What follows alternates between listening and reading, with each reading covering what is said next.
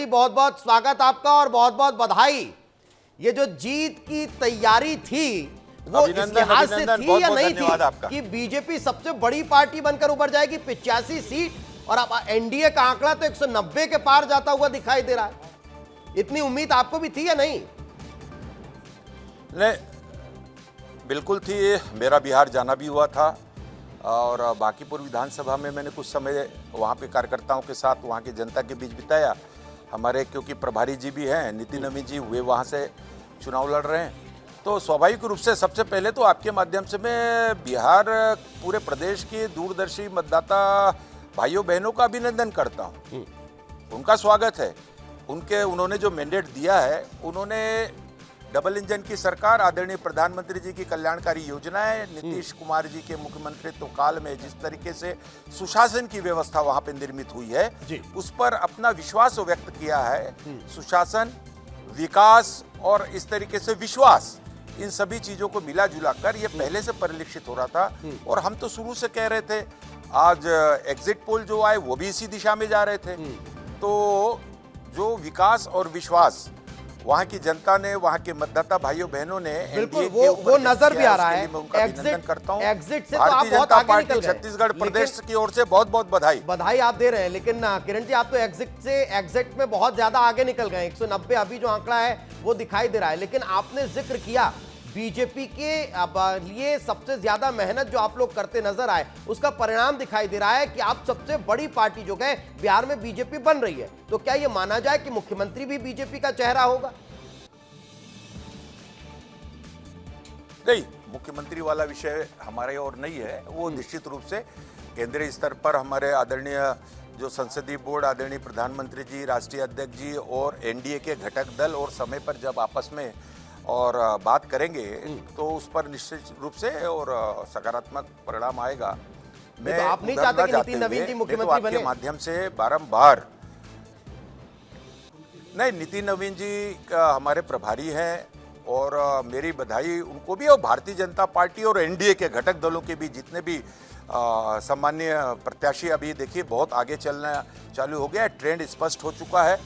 और जो हमारा जो स्ट्राइक रेट है, आप देखिए, भारतीय जनता पार्टी का हो, जनता दल यू का हो, जेडीयू का हो, स्ट्राइक रेट देखिए आप, और ये जनता का विश्वास ही तो है। मैं इसलिए बिहार सवाल पूछ रहा हूं क्योंकि बहुत तेजी से परिवर्तित हो रहा है, वहां पर जिस तरीके से विकास के काम हो रहे हैं। मैं इसलिए ये सवाल कर रहा हूं क्योंकि यही स्ट्राइक रेट जो है वो महाराष्ट्र में भी नजर आया था, और जब महाराष्ट्र में ये स्ट्राइक रेट दिखाई दिया तो फिर देवेंद्र फडणवीस मुख्यमंत्री बने।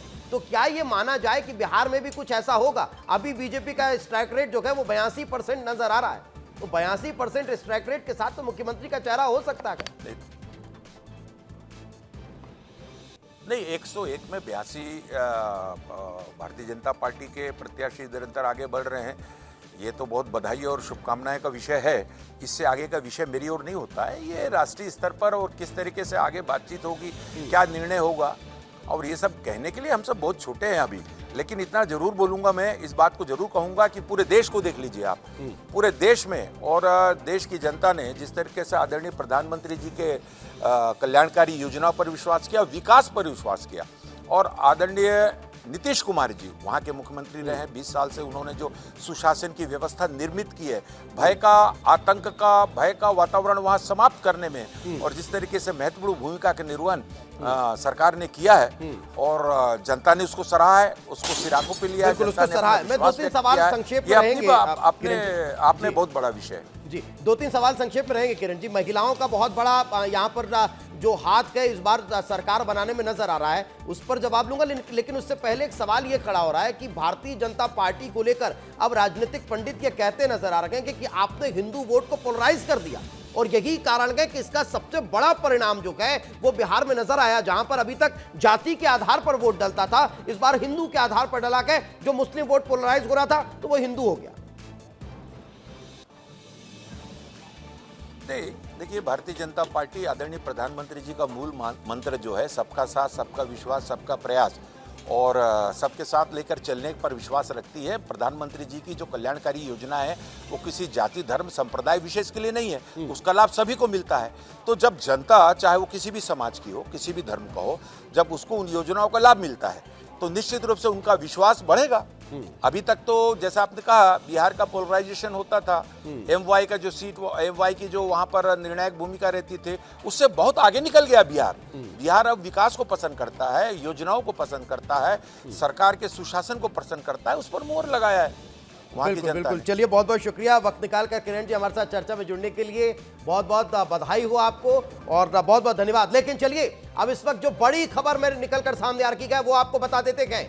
बीजेपी का स्ट्राइक रेट जो है वो 82% का बताया जा रहा है, तो जेडीयू 78% और साथ ही साथ जो आरजेडी है उसका 22% का स्ट्राइक रेट फिलहाल नजर आ रहा है, जो दर्शाता है कि कैसे बिहार में इस बार जो मतदाता है उसने एकजुट होकर वोट किया है।